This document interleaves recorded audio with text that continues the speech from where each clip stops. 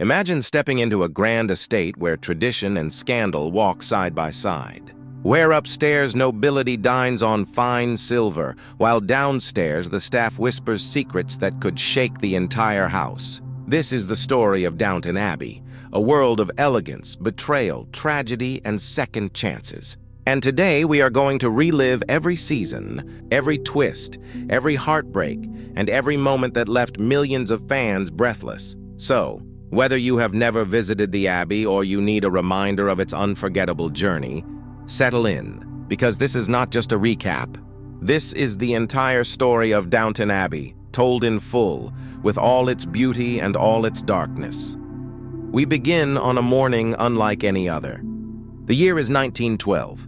News arrives that the Titanic has sunk, taking with it the lives of hundreds of souls. But in one grand Yorkshire household, the Crawley family, the news brings not only sorrow, but also a crisis that could determine the future of their entire estate. Robert Crawley, the Earl of Grantham, and his American-born wife, Cora, had secured the future of Downton Abbey through a marriage arrangement for their eldest daughter. Lady Mary, she was set to wed her second cousin Patrick, the heir to the estate. But Patrick was on the Titanic. He perished in the icy waters. With his death, the succession of Downton was suddenly thrown into chaos. The Crawleys had 3 daughters: Mary, sharp and ambitious; Edith, often overlooked, yearning for affection; and Sybil, the spirited youngest, who carried rebellion in her heart. But the estate required a male heir, and with Patrick gone, none of them could inherit directly. That meant Downton would eventually pass to a distant male relative. Whoever married Lady Mary would not just win her hand, but also the key to the Abbey itself. And yet before any match could be secured, scandal knocked at the door. Lady Mary, with her striking beauty and cool wit, attracted countless suitors. But one encounter would haunt her for the rest of her life. The dashing Mr. Pamuk, a visiting diplomat, slipped into her chambers late at night. Moments later, he was dead in her bed, struck down by a sudden heart attack. A tragedy, but also a disaster for Mary's reputation. If word got out, her future would be ruined. Only with the desperate help of her mother, Cora, and her loyal maid, Anna, was the secret covered up. But gossip has a way of clinging to the walls of houses like Downton, and this shadow never fully left her. While Mary's scandal lingered, a new figure entered their world: Matthew Crawley. A distant cousin, a lawyer from Manchester, and a man who had lived a completely different life from the aristocratic Crawleys. At first, Matthew was viewed as an outsider. He had no taste for grandeur, no patience for their customs. But as fate would have it, he was the next male heir. The Abbey's future rested in his hands. Mary and Matthew's relationship was anything but simple. Pride, misunderstandings, and social expectations kept them apart. War soon complicated everything. The Great War, the First World War, erupted, dragging men to the front and pulling women into roles they had never held before. Amid this backdrop, Matthew even became engaged to another woman, Lavinia Swire, a gentle soul who stood by him through his injuries. But love has a way of breaking through even the harshest trials. In one of the most moving moments of Downton's story, Matthew finally confessed his love to Mary. With snow falling softly around them, he asked her to marry him. And for the first time in years of hesitation, the future seemed certain. Mary said yes, but joy at Downton never lasts for long. After their wedding, after moments of happiness, came a devastating blow. Lady Mary gave birth to their son, the new heir to the Abbey. And only hours later, Matthew was killed in a sudden motor accident on a country road. The Abbey rejoiced at the birth of an heir, and yet the halls echoed with grief. Mary, once so proud and untouchable, was left a widow, holding a child who would carry both her sorrow and her hope. Downstairs, while the Crawleys wrestled with their tragedies, the staff had dramas of their own. Mrs. Hughes, the kind yet firm housekeeper, managed the women. Mr. Carson, the dignified butler, guided the men. Together they upheld the order of the household. But even they were not immune to change. Mrs. Patmore, the head cook, ruled the kitchen with a sharp tongue, scolding Daisy, the timid kitchen maid, who dreamed of love and struggled with the modern age. Every new invention unsettled the staff. Even something as simple as a mixer felt like a disruption to their way of life. And yet, change was coming, whether they wanted it or not. As the world shifted, one man in particular began to see his place in it differently. Mr. Molesley, once a valet, realized that great estates like Downton could not last unchanged. The working class was rising, the roles of servants were fading.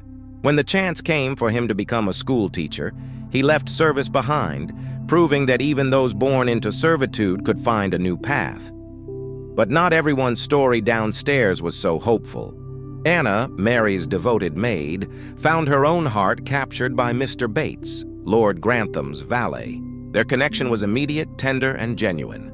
Yet at Downton, love was never free of obstacles.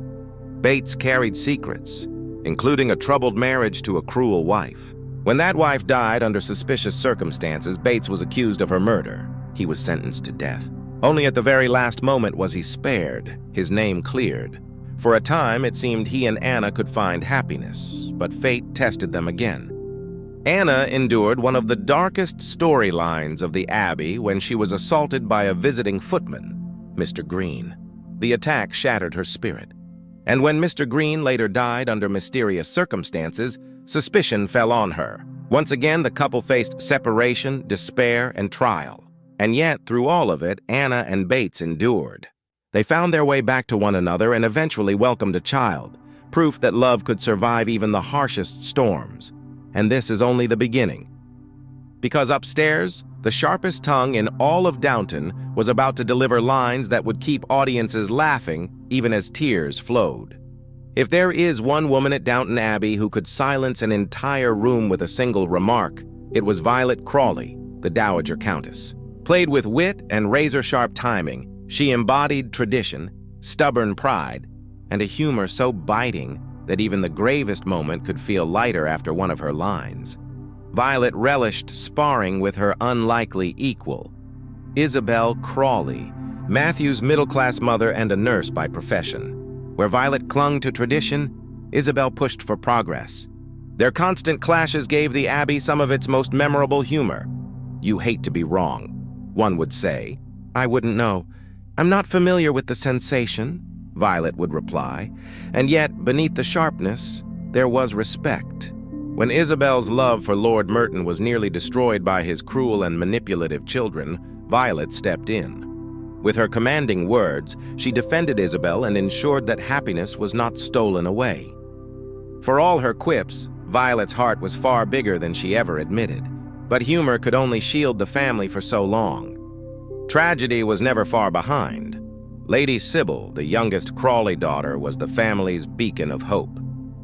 Bold, compassionate, and unafraid of defying convention, she turned more than a few heads when she fell in love with Tom Branson, the Irish chauffeur. He was a man with ideals, a passion for politics, and a fierce determination to be treated as more than just a servant. Their romance shocked the Crawleys. To marry a chauffeur was unthinkable for the daughter of an earl, but love rarely asks for permission. Against all odds, Sybil and Tom married, beginning a life together in Ireland. For a moment, happiness seemed possible. They returned to Downton, expecting their first child. The family's disapproval softened as they began to see the strength of Tom's love and Sybil's courage. Then came one of the most devastating moments in the entire saga. After giving birth to a healthy baby girl, Sybil fell victim to eclampsia, a complication that could not be stopped. In a matter of hours, the family's joy turned to horror. Sybil died, leaving behind her infant daughter and a husband drowning in grief. The loss shattered the Abbey. Even years later, Sybil's absence haunted every gathering, every memory. Yet Tom Branson proved stronger than anyone expected. A chauffeur turned widower, raising a daughter in a world that barely accepted him, Tom refused to let bitterness win. Over time, his loyalty to the Crawleys and his genuine nature earned their respect, even from the icy Lady Mary. The lesson was clear. Never underestimate a man with conviction, no matter his station. But if the Crawleys and Bransons carried the weight of tragedy, no one embodied complexity like Thomas Barrow, the ambitious footman who would stop at nothing to climb higher. Thomas arrived at Downton with sharp edges and even sharper schemes. Manipulative, cunning, and willing to ally himself with the equally dangerous maid O'Brien, Thomas often left chaos in his wake. For a long time, he was the villain of the Abbey, despised by nearly everyone. But behind his cruelty lay a secret that explained his anger. Thomas was a gay man in 1920s England, where simply being himself could mean prison. He lived in constant fear of exposure. His attempts to change himself through dangerous medical treatments only deepened his misery. His cruelty was his shield, his way of surviving in a world that would not accept him. And yet, as the years passed, Thomas began to change. He grew softer, more human, more open to connection. Slowly, he earned trust. When Mr. Carson, the stalwart butler, could no longer serve due to failing health, Thomas stepped into the role. For once, he had not schemed his way to power. He had earned it. Though some feared his past might return, others believed this was his second chance. Even Carson, once his harshest critic, admitted as much. Thomas Barrow, once the most reviled servant, had finally found redemption. But the Abbey was never just about power struggles and redemption arcs. It was also about love, often found in the most surprising places. After years of working side by side, Mrs. Hughes and Mr. Carson, two of the most respected figures downstairs, discovered that their bond was more than professional. What began as friendship blossomed into something deeper. Their hand-holding on the beach was all the proof anyone needed.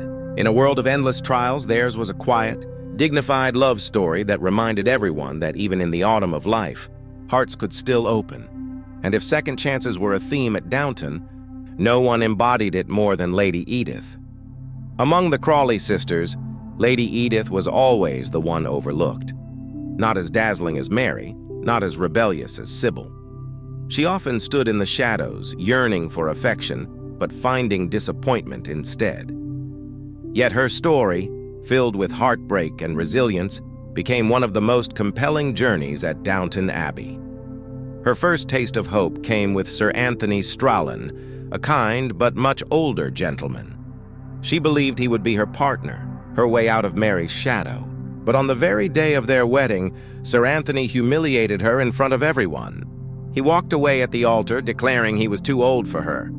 Edith's devastation was complete, her dignity shattered, but heartbreak did not silence her. Instead, Edith found new strength in the changing times.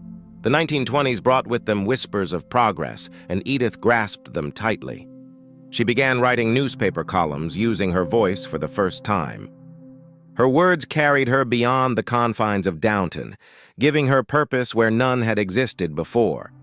Then came Michael Gregson, her publisher. At last, Edith found love again. He was older, yes, but kind, supportive, and full of admiration for her spirit. Their romance, however, was doomed by law and circumstance. Michael's wife was still alive, locked away in an asylum. Divorce was impossible. Desperate to find a solution, Michael traveled to Germany, hoping to break free. But the rising tide of Nazism swept him away. He vanished, murdered by Hitler's stormtroopers. When the news reached Edith, she was broken once again.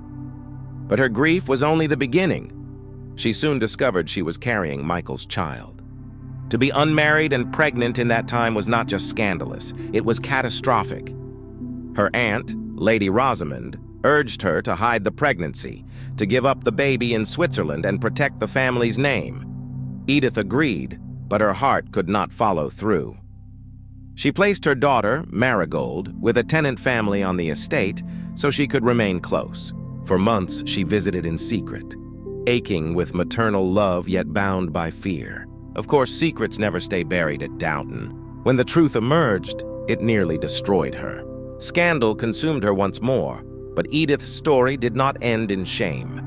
The inheritance Michael left her provided independence. For the first time, Edith stood on equal footing with her family. And then came Bertie Pelham, a kind and grounded man. At first, their love seemed impossible, especially when Edith's secret threatened to ruin everything. But Bertie saw her strength, her courage, her devotion as a mother. Against all odds, he embraced her and Marigold both. For the first time, Edith was not the forgotten sister. She became a marchioness, her place in society secure, her happiness finally realized. Her long journey from heartbreak to triumph was one of Downton Abbey's greatest arcs, a reminder that even those left behind can rise higher than anyone expects. And while Edith found her redemption, Lady Mary was preparing to shape the future of the Abbey itself. Her story, filled with loss, resilience, and new love, was about to take center stage once again. Lady Mary had always been the jewel of the Crawley family. Proud, sharp-witted, and at times ruthless, she carried herself as though Downton's future rested entirely on her shoulders. And in many ways, it did. Her love for Matthew Crawley had been the great romance of her life. His sudden death left her shattered, a widow at the height of her youth, burdened with grief, yet also entrusted with the future heir of the estate. For a long time, Mary seemed untouchable, closed off, unwilling to let anyone close again. But even grief cannot harden the heart forever. In time, new suitors appeared. Some tried and failed to match her sharpness, but one man stood apart: Henry Talbot, a dashing race car driver with charm and courage to spare. Their courtship was fiery, full of clashes and hesitation. Yet beneath Mary's cold exterior was a woman who longed to love again. With Henry, she found not just passion, but an equal partner. Their marriage marked a new chapter for her, a reminder that even in sorrow's shadow, joy could return. As Mary's story evolved, so too did the role of her mother, Cora. For years, Cora had been the quiet anchor of the family, always supportive, often overlooked. But when she became president of the local hospital, she stepped into her own spotlight. At first, Lord Grantham bristled at his wife's growing independence. He was a man of old traditions, not eager to see women push beyond the roles he expected of them. But Cora proved herself not only capable but essential. Her leadership won respect, and even Robert, so resistant at first, came to admire her strength. The Earl himself faced his own reckoning. A near-fatal health crisis shook him and the entire household. For the first time, it was clear that Robert could not remain the unshakable pillar forever. Age and illness reminded everyone that time spares no one, not even the lords of great estates. The future of Downton would no longer be his to guard. It would rest in the hands of Mary and Tom Branson. Yes, Tom, the once unthinkable chauffeur-turned-widower, now stood beside Mary in running the estate. Together, they embodied the balance between tradition and change. Mary, with her keen sense of duty, and Tom, with his modern vision, proved that Downton Abbey could adapt without losing its soul. Downstairs, the Abbey's heartbeat remained strong. Carson, the old butler, stepped aside with dignity, passing his duties to Thomas Barrow, who had transformed from schemer to leader. Mrs. Hughes continued her quiet reign with wisdom, her partnership with Carson now extending into marriage. Anna and Bates, after storms of scandal, finally held their child in peace. And Daisy, once the timid maid, had grown into a woman with her own voice and future. And above them all, Violet, the indomitable Dowager Countess, still sharpened her wit like a sword. Her presence reminded everyone that tradition had value, but change was inevitable. Through laughter and sharp words, she prepared her family to embrace a future that could not be stopped. By the final chapters, Downton Abbey was no longer just a house. It was a symbol of resilience. Through wars, pandemics, scandals, and heartbreaks, the Abbey endured. Its walls had witnessed betrayal and forgiveness, sorrow and joy, endings and beginnings. Families had grown. Staff had come and gone. Yet the great estate still stood, proud against the winds of history. And so the story of Downton Abbey closed not with an ending, but with a promise. A promise that love can rise after loss, that loyalty can transform even the darkest of hearts, and that every person, whether lord or servant, carries a story worth telling. As the world moved into a new era, no one knew what the future of Downton would hold. But one thing was certain: the Abbey would go on. Its spirit, its people, its legacy, forever woven into the fabric of time.